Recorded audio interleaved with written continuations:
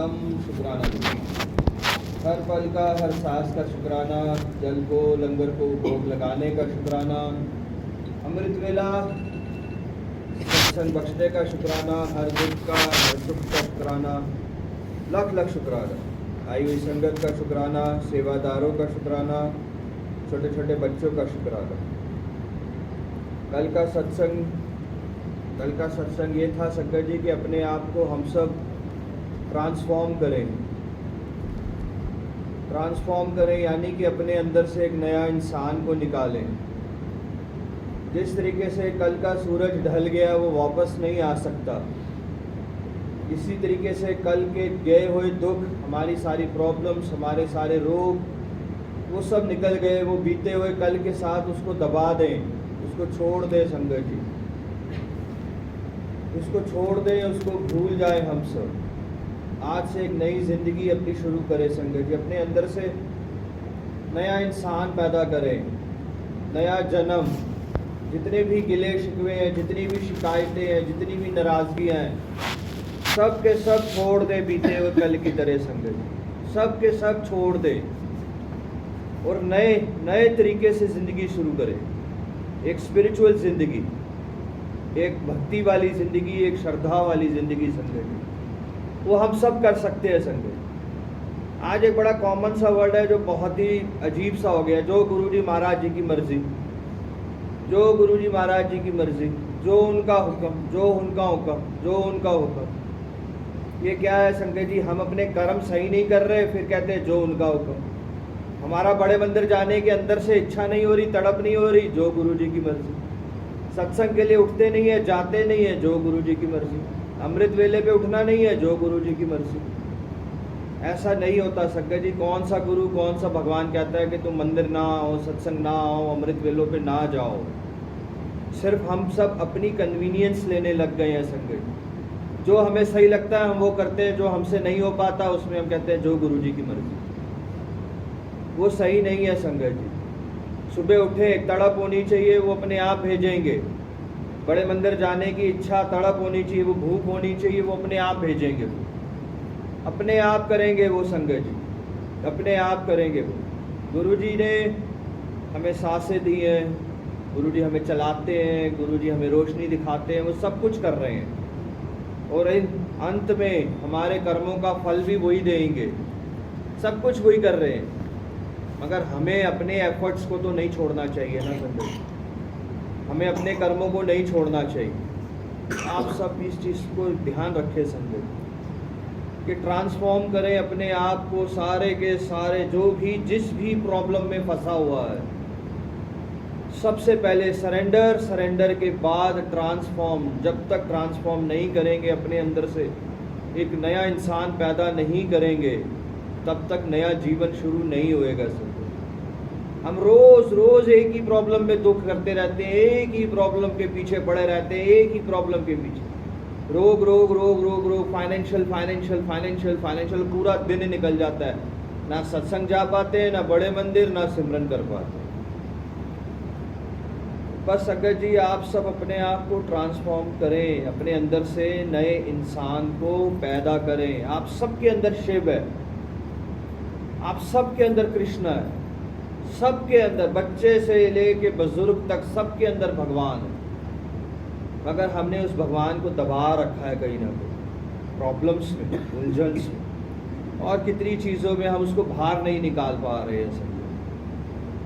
ये है गुरुजी का सिंहासन है, ये है गुरुजी का सिंहासन।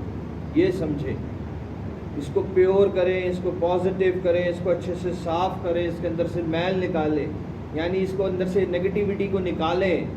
तभी वो बैठेंगे यहाँ, तभी वो विराजमान होंगे हमारे दिल में, हमारी आत्मा में। अपने आप को ट्रांसफॉर्म करें। आप कल का सत्संग ज़रूर सुनिएगा संगत, ज़रूर सुनिए कल का सत्संग। और सच में क्यों है प्रॉब्लम्स? 2-3 चीज़ें हैं संगत जी। या तो गुरु में खोट है, गुरु ग्रंथ साहिब में लिखा है, ये गुरु ग्रंथ साहिब में लिखा है, गुरु को अच्छे से परख लो। जब गुरु को अच्छे से परख लोगे तो सरेंडर कर देना, फिर पीछे मुड़ के देखना मत। अगर हम 100% सही है तो इनमें खोट है, अगर वो सब कुछ बरसा रहे हैं, सब कुछ दे रहे हैं, इस संसार को चला रहे हैं, सृष्टि को चला रहे हैं, तो हमारे में खोट है। वो जो हमारे में खोट है वो हम ठीक क्यों नहीं कर पा रहे? क्योंकि हम काम, क्रोध, लोभ, मोह, इंकार, निंदाओं में फंसे हुए हैं। अमृत वेले के बाहर निकलते ही शुरू हो जाती है सांसारिक चीजें, बाहर निकलते ही शुरू हो जाते हैं। बड़े मंदिर जाने के लिए रास्ते में दुनिया जहान की बातें करते हुए जाते हैं, वापस आते वक्त, घर आते वक्त दुनिया जहान की बातें करते हुए जाते हैं। तो बेकार है बड़े मंदिर जाना, कोई फायदा ही नहीं होगा उसका, कोई फायदा नहीं होगा उसका। सिर्फ और सिर्फ समय वेस्ट कर रहे हैं हम 4-5 घंटे वो बड़े मंदिर जा रहे। घर से निकले जाप करते करते निकले, घर से निकले सिर्फ गुरु के सत्संग करते करते निकले, घर से निकले तो सिर्फ गुरु की वडियाई करते करते निकले, घर सीधा डायरेक्ट घर जाएं, घर पहुंचने तक सिर्फ उनका नाम लें। देखें, फिर वो बड़े मंदिर का प्रसाद आपको मिलेगा, फिर वो रस मिलेगा। संगत जी जुड़ जाएं, सब कुछ लेके जाएंगे, सब कुछ लेके जाएंगे। और आज भी अगर नहीं जुड़े और आज भी इस समय को हमने खो दिया तो फिर से एक जन्म लग जाएगा गुरु को प्राप्त करने, फिर से सालों साल लग जाएंगे। आज सीनियर सिटीजन क्यों सफ़र कर रहे हैं? क्योंकि वो 5 साल 10 साल पहले वो सरेंडर नहीं किया उन्होंने।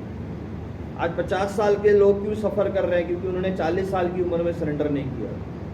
40 साल के 30 साल, 30 साल के 20 साल, इसी तरीके से हम सब सफ़र कर रहे हैं। क्यों? क्योंकि हमने 5 साल पहले सरेंडर नहीं किया था। आप सब भी सरेंडर करें संगत जी, और सब कुछ ले के जाएँ, झोलियाँ भर के जाएँ। अपनी प्रॉब्लम्स को आप खुद सॉल्व कर सकते हैं, कोई इंसान नहीं करेगा। आप खुद ही अपनी प्रॉब्लम्स में से निकल सकते हैं, क्योंकि आपके साथ इतनी बड़ी पावर खड़ी हुई है। हमारे साथ इतनी बड़ी पावर खड़ी है, फिर भी हम प्रॉब्लम्स में फंसे हुए हैं। बड़ी अजीब सी बातें हैं। अमृत वेला आते हैं, शब्द बाणी सुनते हैं, मगर रात को दवाइयाँ खा के सोते हैं। बहुत अजीब सी बातें हैं। बड़े मंदिर जाते हैं, सब कुछ करते हैं, दिन में 2-2 घंटे सिमरन करते हैं, मगर बीपी बहुत तेज रहता है। एक चीज़ हो सकती है ना, या तो वो होएगा या तो वो होएगा, दोनों चीज़ें कैसे हो सकती है? शब्द बाणी सुनने वाले को स्ट्रेस हो ही नहीं सकता, इम्पॉसिबल। इसका मतलब वो शब्द बाणी का जो रस है वो हमारे अंदर उतर नहीं रहा है। इसका मतलब वो रस, जिस दिन वो रस उतरेगा वो स्ट्रेस नहीं नजर आएगा सब। तो दो चीज़ें कर रहे हैं, क्योंकि हम लोगों ने गुरु को अपनी कन्वीनियंस मान ली है। शब्द बाणी सुनते तो है, मगर जैसी कोई कॉल आती है, निंदा की कोई बात होती है, शब्द बाणी का वॉल्यूम धीरे हो जाता है।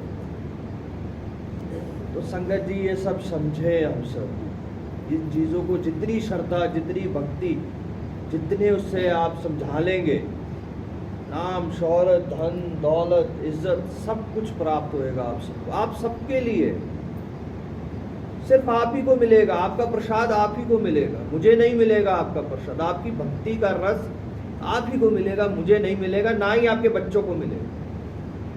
पूरे परिवार में एक भी जना आ जाएगा तो पूरे घर में पॉजिटिविटी आ जाएगी, मगर कर्म सबको अपने अपने भुगतने ही पड़ेंगे।